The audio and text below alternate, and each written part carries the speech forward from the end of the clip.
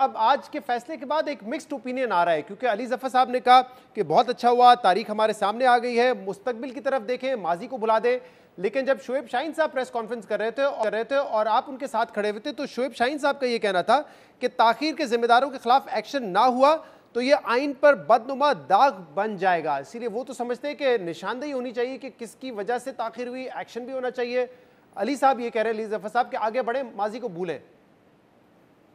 देखिए वो ज़रूर शेख शाहीन साहब ने कहा हुआ है, लेकिन बात दरअसल ये है कि ये तो सुप्रीम कोर्ट पे डिपेंड करता है वो किसके खिलाफ प्रोसीड करना चाहती है या नहीं, क्योंकि सुप्रीम कोर्ट की ऑब्जर्वेशन ये ज़रूर थी कि अगर कोई अपनी आईनी और कानूनी जिम्मेदारी नहीं निभाता तो उसकी कोई ना कोई रिलायबिलिटी होगी, क्योंकि इसको अनअंसर नहीं जाने देता। लेकिन मैं अली जफर साहब से ज़्यादा इत्तेफाक करता हूँ कि बस बिल्कुल ये बात ठीक है। देखिए एक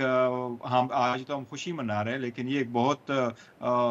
सोचने वाली बात है कि इसी मामूली सी बात के लिए कि हम कहते हैं डेट दे दे, आईन में इतना क्लियर है, सुप्रीम कोर्ट के 2 डिसीजन मौजूद है और इसके बावजूद इलेक्शन कमीशन मुलाकात करने पे भी राजी नहीं, और मुलाकात के लिए भी सुप्रीम कोर्ट का इंटरवेंशन करना पड़ता है और एक डेट में मुत्तफिक होने के लिए भी सुप्रीम कोर्ट के इंटरवेंशन की ज़रूरत है। जो पोलराइजेशन जो करनी है पॉलिटिकल, लेकिन जब यहाँ तक हम आए हैं कि एक डेट फाइनली अनाउंस हुआ है और सुप्रीम कोर्ट ने आज जिस तरीके से भी मुमकिन था वो सारी ऑब्जर्वेशन दी है ताकि मेक श्योर करे ये इलेक्शन ऑन टाइम हो, वो सारी सुप्रीम कोर्ट ने यहाँ तक किया कि अब हम फायदा न करें, टिकर भी ना चले, और ये जो डेट है ये पत्थर पे लकीर है। लेकिन इसके साथ साथ सुप्रीम कोर्ट को जो करना पड़ेगा वो यही है कि ये भी मेक श्योर हो कि election free, fair and transparent हो, सारी पॉलिटिकल पार्टीज को लेवल प्लेइंग फील्ड मिले, उसकी लीडरशिप को उठाया ना जाए, घरों से ना उठाया जाए। आज भी आपने देखा होगा असद कैसर साहब को उठाया गया है, घर से उठाया गया है। तो अगर ऐसे लीडरों को आप उठाएंगे और उनको घरों को पता ना हो कि किसको कब उठाया जाएगा और किसको कितने अरसा के लिए रखा जाएगा, किसको मजबूर किया जाएगा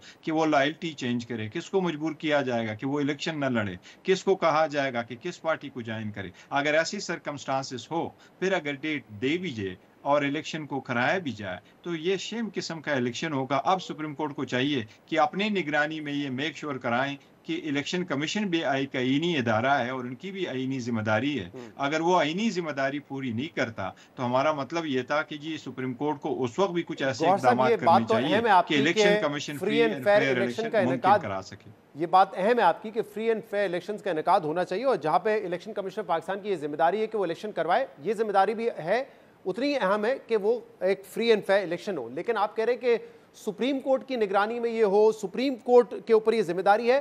कोई ऐसा केस तो नहीं है सुप्रीम कोर्ट के सामने कि वो फ्री एंड फेयर इलेक्शंस के हवाले से क्या इकदाम उठा रहे हैं? अगर कोई दरख्वास्त जाएगी, फिर सुप्रीम कोर्ट ने फैसला करना है कि इस पर हम समाअत करें या ना करें, केस टेकअप करें या ना करें। फिलहाल तो सुप्रीम कोर्ट का इस मामले से अभी तक तो कोई ताल्लुक नहीं है ना।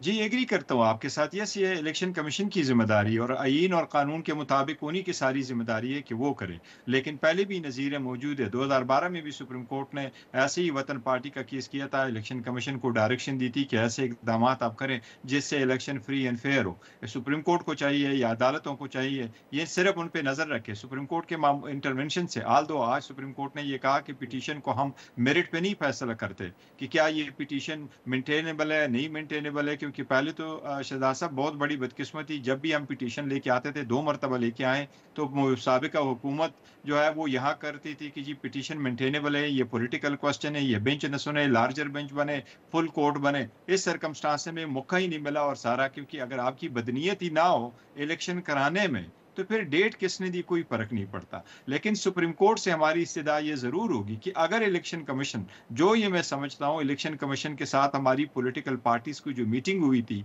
11 अक्टूबर को, और code of conduct political parties के लिए रिवाइज हो रहा था और वो पॉलिटिकल पार्टीज के सारी कंसेंसस से वो कोड ऑफ कंडक्ट बना था, उसी दौरान इलेक्शन कमिश्नर ने अपने मेंबरान साहिबान के साथ ही हमें कहा था कि हम मेक श्योर करेंगे कि इलेक्शन फ्री एंड फेयर हो। लेकिन हमारी इस्तदा ये होगी, जिस तरह अभी तक ठीक। हमें वो ऑर्डर की कॉपी नहीं मिली जिस पे पीटीआई को बेट का निशान अलाट होना था, तो अगर ऐसी सर्कमस्टांसेस इकदाम आप बर वक्त न करें जिससे लोगों का इतिमाद इस बात पे हो कि इलेक्शन फ्री एंड फेयर होंगे, तो उससे शकूक व ये शुबहात बात दुरुस्त बढ़ेंगे। है कि निगरान हुकूमतों को अपना किरदार अदा करना है, इलेक्शन कमीशन ऑफ पाकिस्तान को अपना किरदार अदा करना है।